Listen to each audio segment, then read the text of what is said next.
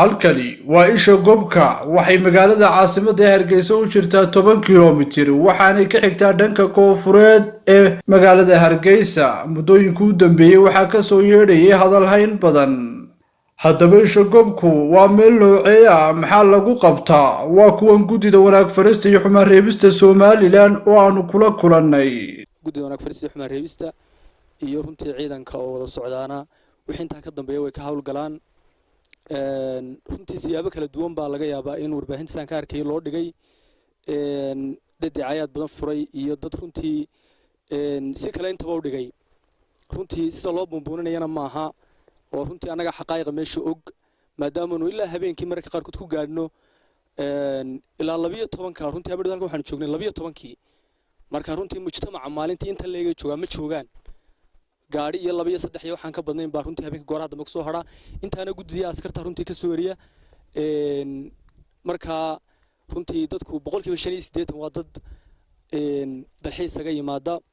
marka waxaan baynu leenahay insha Allah taala inaynu meesha wanaageeda iyo quruxdeeda iyo aynu ilaashano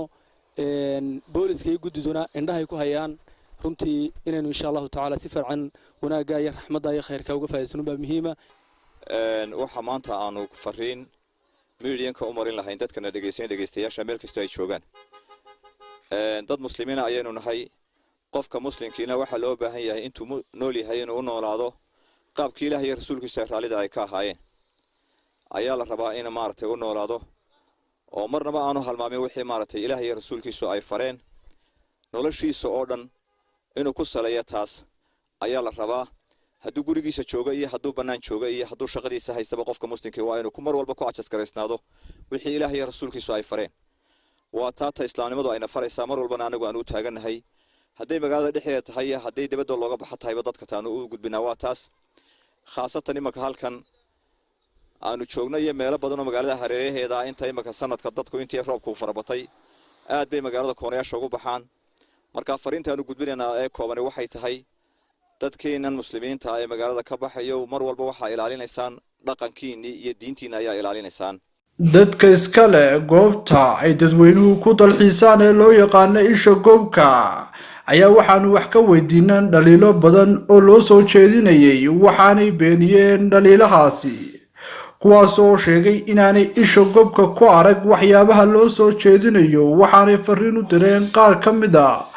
culimada oo maalmihii u dambeeyay hadal hayay goobta loo yaqaano isha gobka inta dadka bini'aadamka yimaada xirmaahay waa dhirta waaweyn ee hoosta ka xaran weey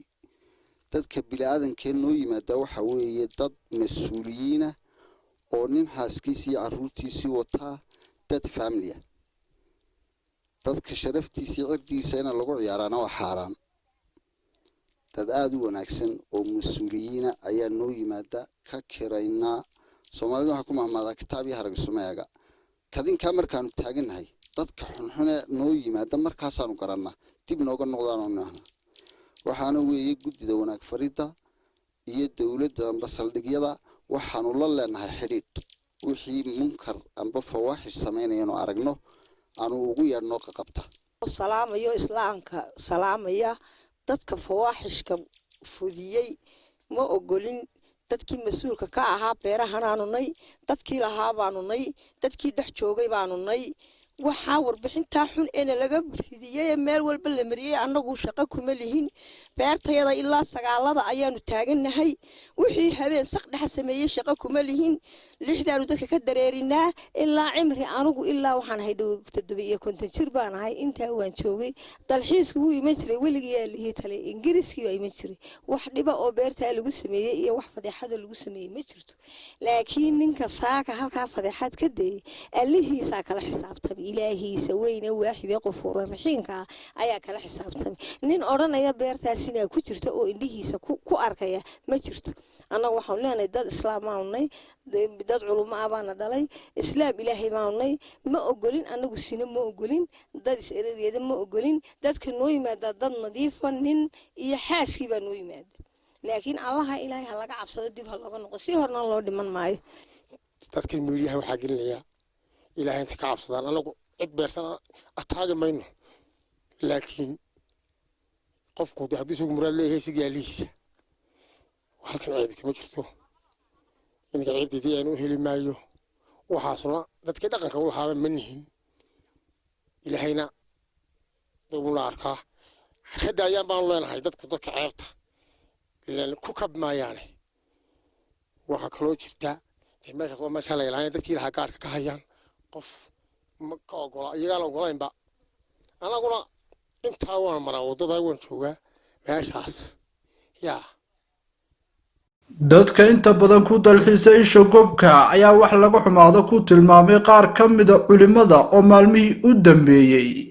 sheegayay in goobta isha goobka lagu sameeyo waxyaabo dhaqankeena ku liddi ah waxaanay dadkani fariin u waxaan halkan runtii guud ahaan u cadaynaynaa bulshooyinka Soomaaliyeed oo dhan in xaruntan ay tahay xarun dalxiis oo bulshada jamhuuriyadda caasimada jamhuuriyadda Soomaaliland ee Hargeysa ku nool meel kasta runtii ay ku nool yihiin runtii ay dadku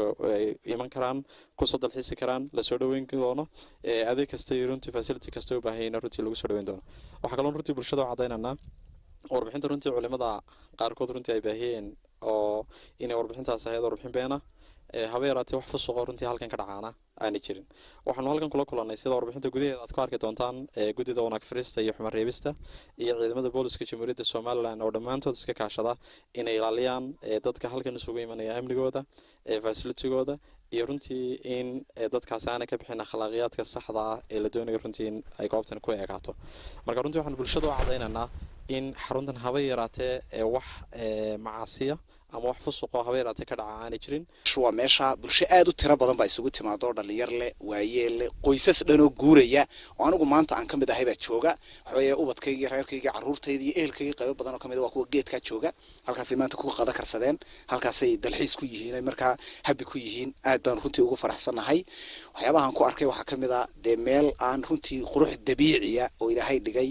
ayaa meeshii ka muuqata waxa weeyaan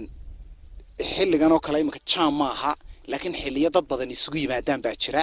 dadka badani dhalinyar iyo waayeelba way leeyihiin runtii wax fusuqa iyo wax xumaana iyo wax dhibaato oo meesha ka muuqato in Allah yarsuqu man yashaa bighayri hisab Ilaahay yiri qof walba saa Ilaahay wuxuu ku arsaaqay uu siinaya cidna uu soo mariyo marka Ilaahay dhulkan dadka bini'aadanka siiyay oo ku nooleeyay degan yihiin hantidoodii iyo xoolahoodu daaqayo mar haddii Ilaahay nimco uga dhigay oo dadku soo booqanayaan imanayaan ama manfaca ka qaataan ama sidoo ugu soo dhaweeyaan ay dadkii deegaanka si fiican loo soo dhaweynayo dadkina la soo dhaweynayo dadkina dhulka baranayaan meeshii loo dalxiisay iyo yani dadku arkayaan dadka intaa ka yani u diidan intaas in loo sameeyo dadkuna ay soo qurux badan iyo meelo qurux badan ay tagaan waxaan u arkaa risq maanac nimin baan u arkaa meeshaas